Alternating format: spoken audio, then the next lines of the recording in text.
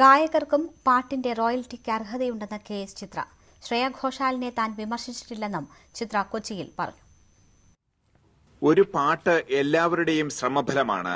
ഗാനരചയിതാവിനും സംഗീത സംവിധായകനും പാട്ടിന് ജീവൻ നൽകുന്ന ഗായകർക്കും റോയൽറ്റിക്ക് അർഹതയുണ്ട്. ഗായകർക്ക് റോയൽറ്റിക്ക് അർഹതയുണ്ടെന്ന് കോടതിയും വിധിച്ചിരുന്നു. തനിക്ക് ഇളയരാജയുടെ പാട്ടുകൾ പാടുന്നതിൽ വിലക്കില്ലെന്നും ചിത്ര പറഞ്ഞു. എനിക്കങ്ങനൊരു വിലക്ക് എന്ന് പറഞ്ഞ് ഇല്ല. എനിക്ക് പാടാം, രാജാസാറിന്റെ പാട്ടുകളും എനിക്ക് പാടാം, അത് കുഴപ്പമൊന്നുമില്ല. ശ്രേയ ഘോഷാലിനെ താൻ വിമർശിച്ചതായി വന്ന വാർത്തകൾ ശരിയല്ല. തനിക്ക് വ്യക്തിപരമായി ഏറെ അടുപ്പമുള്ളയാളാണ് ശ്രേയയെന്നും കെ.എസ്. ചിത്ര പറഞ്ഞു. അത് ക്രിയേറ്റ് ചെയ്തൊരു ന്യൂസ് ആയിരുന്നു. ഞാൻ അങ്ങനെ പറഞ്ഞിട്ടില്ല. ഞാൻ സ്വപ്നത്തിൽ പോലും വിചാരിച്ചില്ല. ഞാൻ പറഞ്ഞ വാക്കുകളുടെ മുകളിൽ കൂടെ അവർ വോയിസ് ഓവർ ഇട്ടതുകൊണ്ടാണ് ഈ ഒരു തെറ്റിദ്ധാരണ വന്നത്. ഞാൻ പറഞ്ഞു, ശ്രേയ ഘോഷാൽ ഒന്നാം തരം ഗായികയാണ്. അതുകൊണ്ട് ശ്രേയ ഘോഷാലിന് അവസരം കൊടുക്കുന്നതിന് ഒരു കുറ്റവും പറയാൻ പറ്റില്ല, ആരെയും ഒന്നും പറയാൻ പറ്റില്ല. ഞാനടക്കം അത് വളരെയധികം എൻജോയ് ചെയ്ത് ആസ്വദിച്ച് കേൾക്കുന്ന ആളാണ്. ഞാൻ നല്ല പാട്ടും അല്ലെങ്കിൽ ശ്രേയയ്ക്ക് ഒരു അവാർഡ് കിട്ടുകയൊക്കെ ചെയ്യുമ്പോൾ ഞങ്ങൾ പേഴ്സണലി പോലും അടുപ്പമുള്ളൊരു കുട്ടിയാണ്.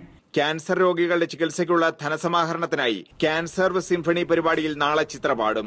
ഇളയരാജയുടെ പാട്ടുകൾ ഈ പരിപാടിയിൽ ഉണ്ടാകുമെന്നും ചിത്ര പറഞ്ഞു. ന്യൂസ് 18 കൊച്ചി.